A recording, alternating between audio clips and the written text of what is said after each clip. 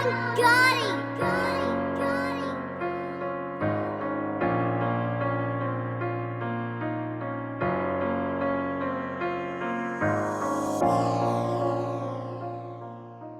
very good afternoon, a very good morning, and a very good evening in whatever part of the world that you are in. My name is Espila Caleb, and welcome to Espila Ekonye Tutorials. This is where I'll be teaching you various things in the field of media. It is a channel that helps us to be able to understand the professionalism and the professional use of equipment in the media industry.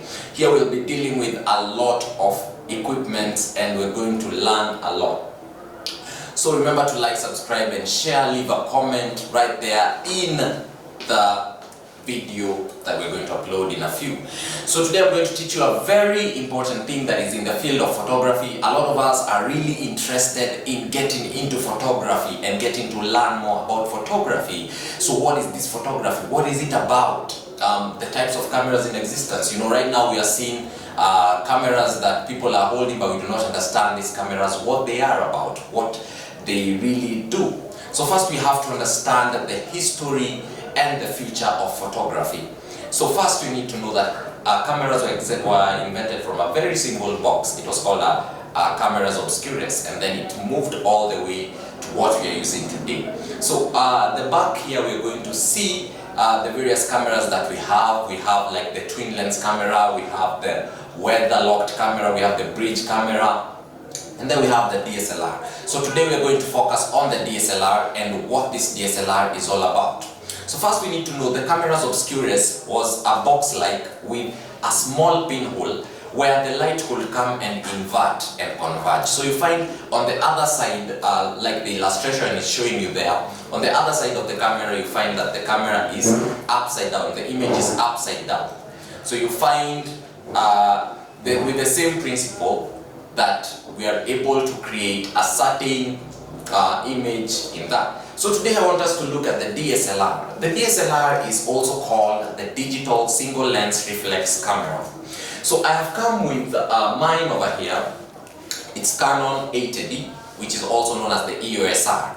And you can see it doesn't have a lens. Very interesting, right? So someone will be like, wow, so a camera cannot have a lens, because most of us interact with the cameras with the lens on it. But mostly they are usually purchased in such a particular manner where they don't have a lens on it. But apart from that, there is the lens cap. So we are going to look at the general overview of this, and I'll also have a picture of the same at the back of our camera, at the back of our screen over there, where I'll show you how each of them operates. So we have the EOS R over here. It's a short tutorial so that we can be able to understand what our EOS R is. It's Canon.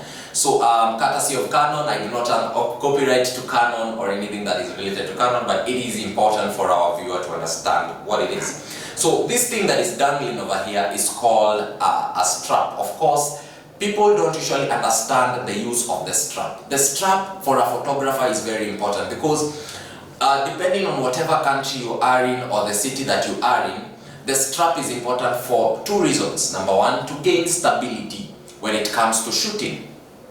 When you're shooting, and let's say I place my strap over my shoulder or over my neck, when I put it this way, it acts as though it's a tripod. So if I'm shooting something, the strap gains stability. My hand is not that stable. You find that my hand will shake anytime that I want to shoot. So my strap over here helps that. Number two, it helps to gain security. The strap helps to gain security in that if somebody comes to try and snatch my camera, I have my straps on them. You understand? And then also, there are camera movements and camera angles. We'll look at that in my next video, where we're going to look at what is the importance of camera movement and camera angles in relation to our strap over here. So this is a very important thing. When you purchase your camera, ensure that you have your strap on. The strap is very important to gain stability. It's more or less like a tripod. So on the lens cap over here, we have, on the lens hole over here, we have something like a lens cap. It's called the Canon. So when I open it, it has a particular purpose. So this thing, it helps to prevent a lot of light and dust from entering into our camera, especially the dust. Because dust leads to us wanting to wipe our camera, and also it can lead to some damages that I will explain later. And also we have water. Water is a very dangerous thing, even to your phone. If water enters into your phone, there is something that will happen to your phone. You will find it will enter into the motherboard, and the motherboard will tend to create something like a shock. And the shock will lead to you having less activity with your phone. So our camera over here, as you can see, we have the lens cap, and we have, I will show you at the picture at the back, there are grooves. There are grooves that help us to hold the camera. But before we go all that, the camera, remember I told you its evolution was from the cameras obscures. Cameras obscures is where we have the mirror and we have a pentaprism. So on our camera over here we have something like a mirror. So the mirror is used to reflect light, and it is used to absorb light and also to invert the image that we have. Are we together on this? It inverts the image that we have. So inverting the image automatically takes it to the pentaprism. The pentaprism is a sub-mirror that is up here, right? I will show you in the image behind, where there is a pentaprism. So from our physics, what is the work of the prism? The prism splits light into 7 areas. It splits light into 7 areas, which what we know as the rainbow. So the rainbow also helps us to understand and to be able to know, it creates colors for our image. And then whatever we see is re-inverted. So any image that goes up the camera is inverted to become an upside down image. So it is again re-inverted using the pentaprism, and it is what we see from our viewfinder over here as an upright image. Also, apart from the viewfinder, we have an LED. It's called a liquid electric display screen, which is over here. The purpose of this is used when it comes to shooting videos. When you're shooting a video, when you want to review an image, you have the LED. The LED is used for that particular purpose. Today we're just looking at the periphery of the photography, so that as we continue we're going to look at more and more interesting things within our tutorial. Then we have our manual over here. This manual is used specifically when it comes to settings, camera settings. It is very important to understand that this manual is used for camera settings. We will look at them. They are very important for that. And also, depending on the camera that you have, we have an off and on button on our manual. Then up here we have something that is very important. Everything that you see on a camera is very important. This is where we put our speed light. Our speed light is used to enhance light, because you might go to a certain place and your camera cannot enhance its own light. So the speed light enhances the light. It either increases the exposure of your image or reduces the exposure of your image, leading to reduction of shadows or increasing of shadows. So this particular part over here is where we put our speed light. It is where we find also our viewfinder. And then over here, I'll show you in the image below. Over here we have a part that looks like a camera screen that is over there. So this part is where when you click, it gives you, like, you can change the photo from photography mode to video mode. Most people usually prefer using these cameras for shooting because of quality and matters to do with that. Then also we have the display mode. This is where you play and you find it has something like a play disc, yeah? Something like a play disc or something like a play mode. This is where you find when you click, you have your videos or your thumbnails that are playing around over there. So it is very important to know that those are the basic parts of the camera that you have. Then also we have something very important here. It's called the dustbin. The dustbin is where you get to delete anything that you need to get rid of in that manner. Okay, so that was the basics of the periphery of the camera. Then there is this knob over here that is used when it comes to moving your pictures. It is this knob over here that is used to move your pictures. So when you're trying to swipe left, right, you're trying to move your pictures. So this knob is very important when it comes to that. Of course, we have the grooves and we have the lens mount. This is a lens mount. A lens mount is where you put your lens. And beside the lens mount, there is something very important. I normally meet a lot of people and they take photos and they hit something over here and the lens falls. And it's very dangerous. When you lose your lens, you've lost your camera.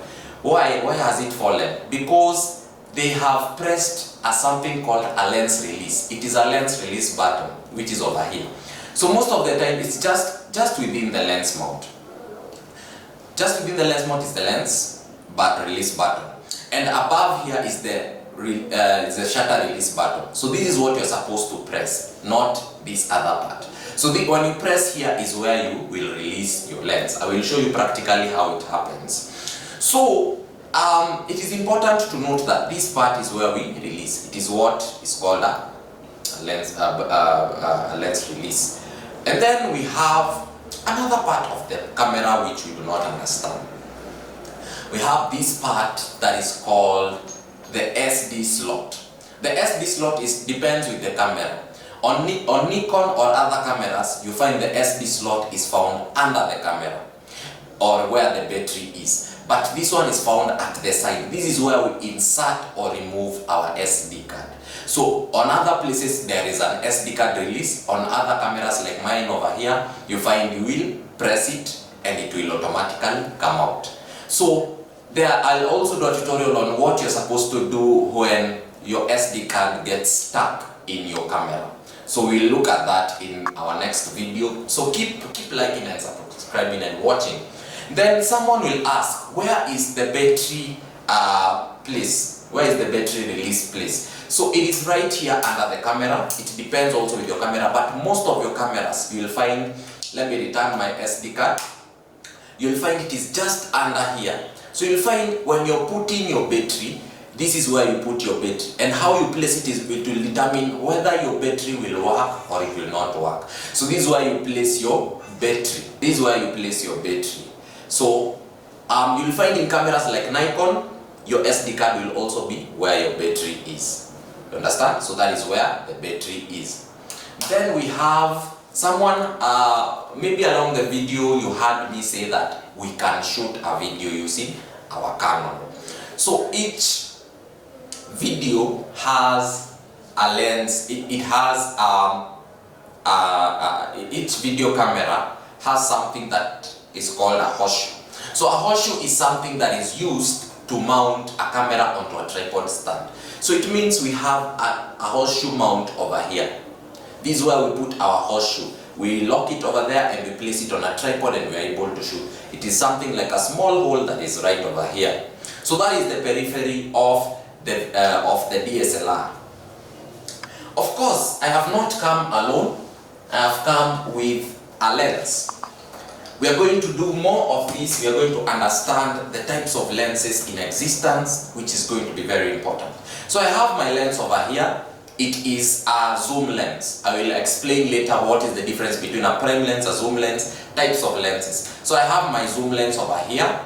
Of course, it is about 135, 0 to 135 millimeters, 18 to 135 millimeters. That is its focal length. So my zoom lens automatically will have to be compatible with my groove over here. Of course, we have the cover. It is used for lens protection, which is over here. Remember the cover that we used to protect our mirror. So now we have our cover that is used to protect the lens. So our zoom lens is right over here. And for each zoom lens, there is also a groove that is used to lock it back to the lens mount. So how you lock it is you bring it, you place the lens inside the lens mount. You have to be very careful because the lens is what determines the camera. You have to be very, very careful when it comes to mounting your lens. Then remember, okay, what you do at times, you don't really have to struggle much. You check if the grooves, yeah, exactly. You liken it with the grooves and you have your lens mounted. it is very functional. Another thing that will help you to know if your lens is mounted is if you check it and you see, you can see from the other side. If you check from the viewfinder and you can see from the other side, it means that your lens has been mounted. And always, my dear brothers and sisters who are watching, our lens should have to make a click sound. The click sound will mean that it has locked up. So I remember I told you about the lens release. So when I hit that and then I untwist, I have my lens out. So that was it, my brothers and sisters, about the basics and the introduction of photography. Remember, we'll be doing this and every video each and every week. Remember to like, subscribe and share, leave a comment, leave questions on what you need to know. My name is Espila Caleb, and remember to comment. That is the only way I'll know that you have been watching and following. And this is going to be done each and every week. So bye bye, take care, God bless.